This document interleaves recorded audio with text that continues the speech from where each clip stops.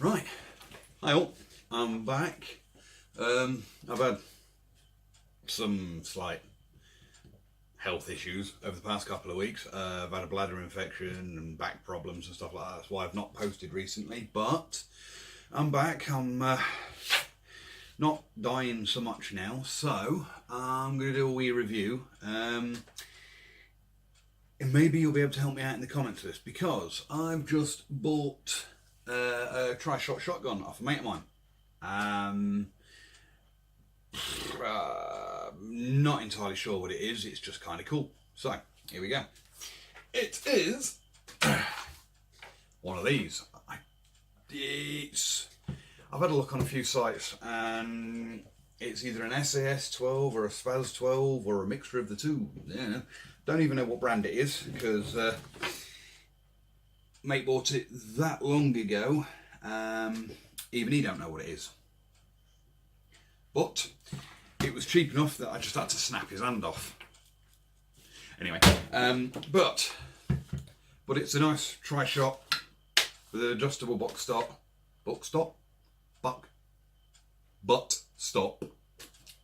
I'll put my teeth in, shall I?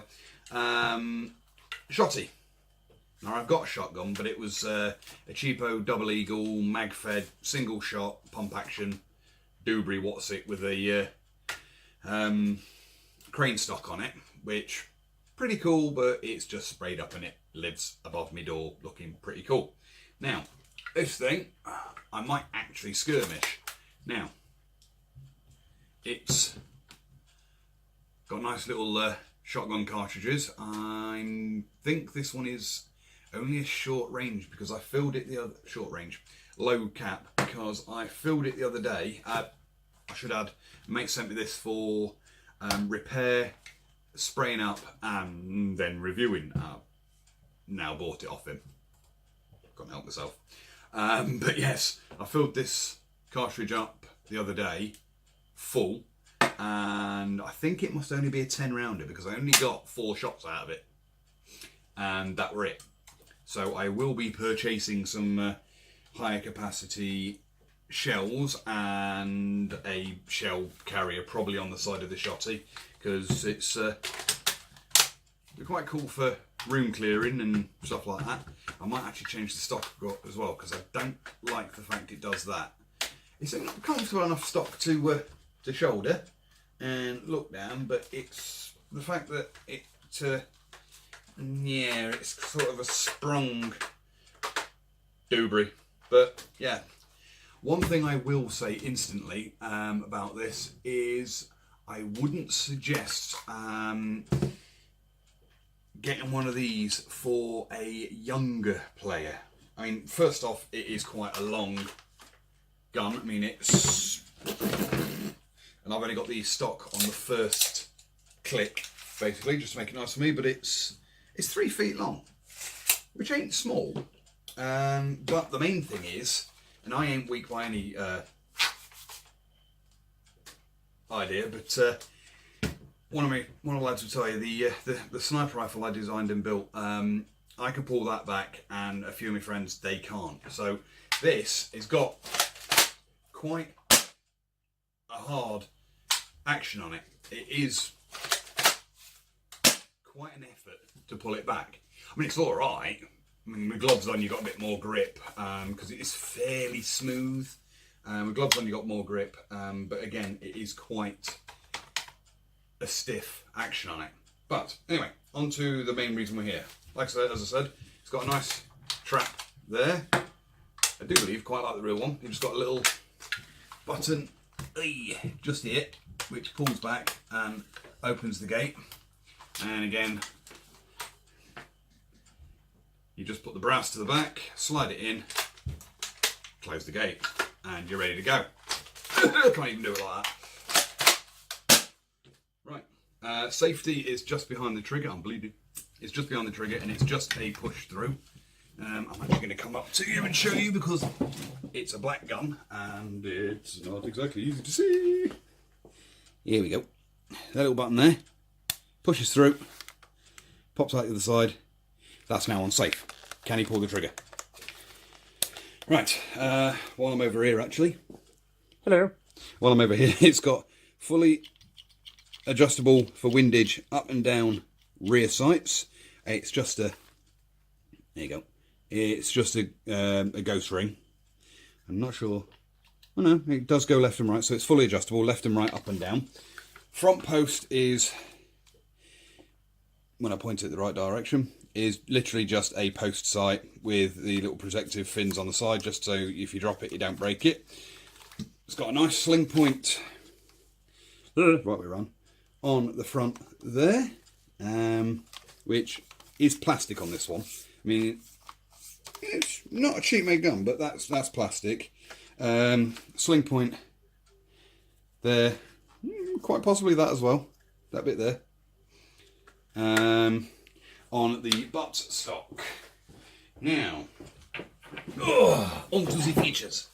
On the top, you got a nice Riz rail. Now, I personally never see much point sticking anything like proper optics on a shotty, because my personal opinion is it's for up close and personal with a 3 foot long gun. But anyway, I would say you could stick a torch in, but then again it will be useful because you can get the Riz mounted side laying shell holders, so that'll be useful for me.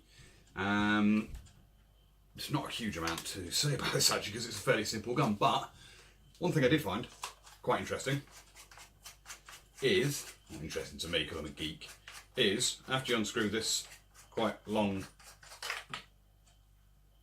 doobry, what's normally the mag tube is obviously empty. Now, the cartridges don't actually fit all the way down in these, they stop there, just inside. So you could put a spare in it, but one thing I have found is in Oleg Thunder Flashes, you can fit 2 of them in there, which is probably what I'm going to do, because I don't know, I might do it, I might not. I mean, you could probably get sweets, spare fags, BBs, well, that would rattle a bit, wouldn't it? You can get all manner of stuff down there, and it's quite a long tube, but yeah, I mean, from what I've seen so far on this, it's good fun. I mean, it's, I can't even get the thing back on there. It's a bit of a giggle. I mean, the only reason I never actually ended up skirmishing my other shotgun is because it's quite a cheaply made one. I mean, it was £25. It's a double eagle. Now, this one I don't think is one of the cheaper ones, because yes, okay, the main body, all this lot, all this is all plastic. Even the Riz rail, the sight, the main body of the rear sight is all plastic, but the adjustable part is all metal. However, even the gate, yeah, even the drop down gate, that's metal. But the trigger is plastic as well. But both the barrel and the mag tube, they are both metal. Not particularly high grade metal, but the metal. And the front sight is also plastic, and so is this little screwy on bit. But it feels fairly well made.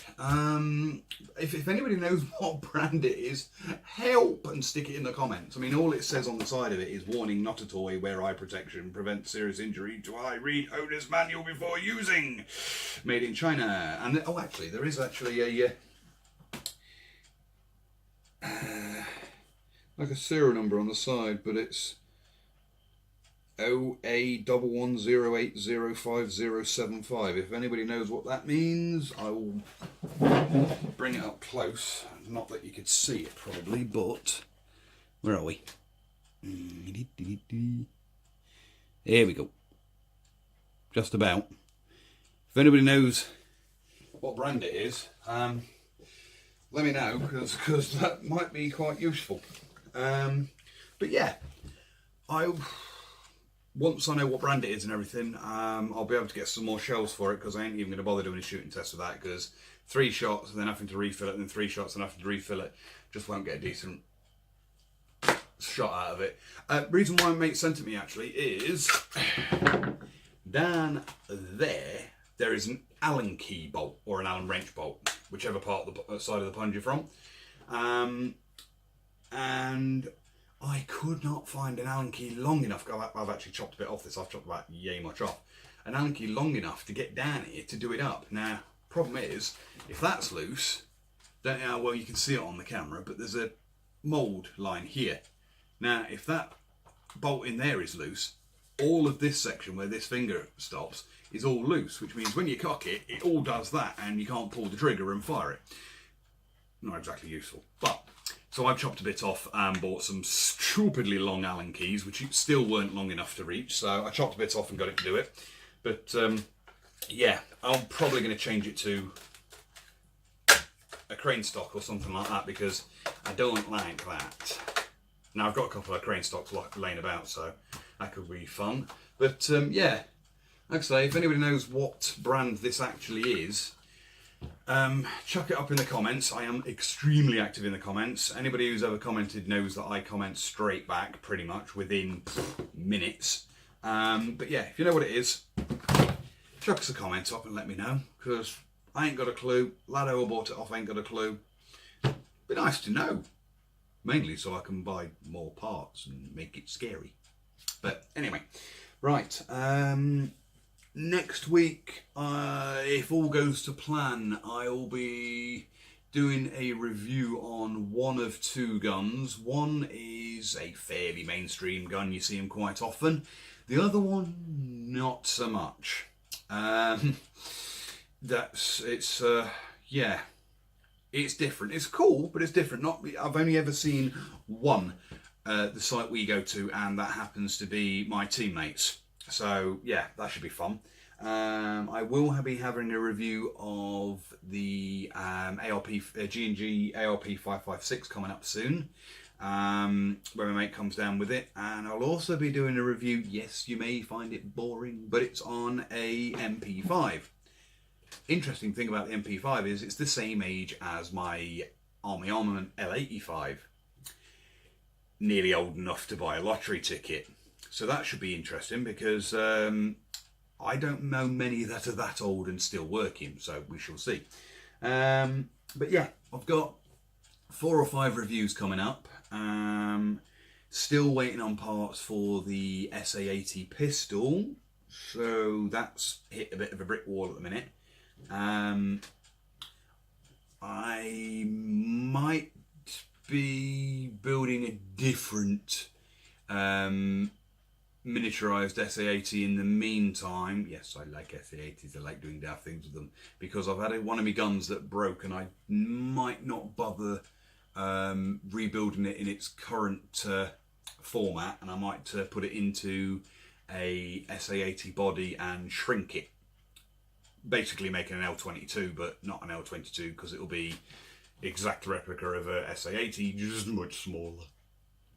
But anyway, that's to come. Other than that, now I'm back. Just a short, sweet video, and thanks for watching.